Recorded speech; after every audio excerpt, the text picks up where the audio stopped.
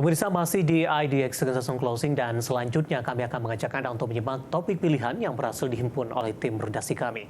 Di mana di tengah upaya emiten BUMN Karya melakukan restrukturisasi utang dan melancarkan arus kas, Menteri BUMN Erick Thohir menyatakan bahwa 7 BUMN Karya tengah berproses penggabungan menjadi 3 perusahaan. Sementara itu dari sisi pergerakan saham, belum terlihat adanya sentimen positif yang mampu mengangkat harga saham BUMN Karya ke level yang lebih tinggi.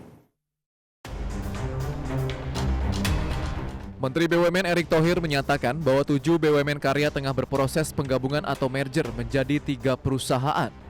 Erick Thohir menyebut setiap perusahaan hasil merger itu akan punya penugasan yang berbeda sehingga bisnis lebih terfokus. Menteri BUMN mengatakan rencana merger BUMN Karya ini bahkan sudah sampai pada klasterisasi.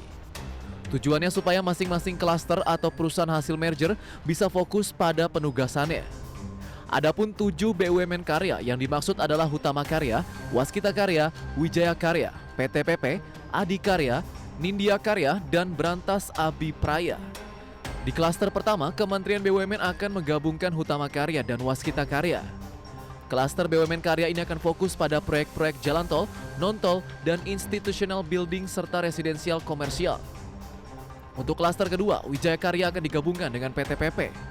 Entitas hasil merger akan fokus pada proyek-proyek seputar seaport dan airport. Selanjutnya di klaster ketiga, penggabungan dilakukan pada Adi Karya, Nindya Karya, dan Brantas Abipraya. Kelompok hasil merger ini akan fokus pada proyek konstruksi terkait air dan lainnya. Sementara itu, sebelumnya sejumlah emiten BUMN Karya masih berusaha melakukan restrukturisasi utang dan melancarkan arus kas. Waskita Karya misalnya yang menggelar 4 rapat umum pemegang obligasi pada 21 hingga 22 Februari 2024. Hasil RUPS itu menyetujui perpanjangan tanggal jatuh tempo, besaran bunga dan mekanisme pembayaran bunga untuk 3 obligasi milik Waskita.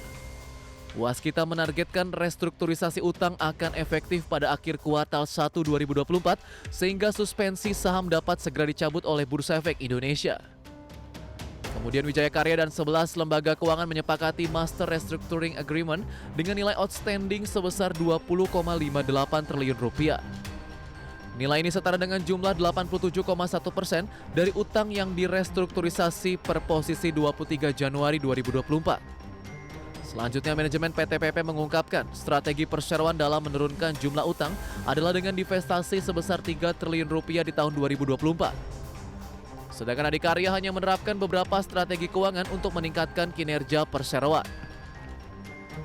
Selain penggabungan dan upaya restrukturisasi utang, saham BUMN Karya terpantau belum memiliki sentimen kuat yang bisa mendorong harga saham BUMN Karya ke level yang lebih atraktif. Hingga penutupan perdagangan sesi 1 20 Maret 2024, saham PTPP dan Adi Karya kompak terkoreksi 0,9% dan 1,29% ke level 550 dan 306 rupiah per saham. Sedangkan saham Waskita dan Wika stagnan alias tidak mengalami pergerakan imbas suspensi yang dilakukan Bursa Efek Indonesia. Saham Waskita dan Wika terpantau di level 202 dan 240 rupiah per saham.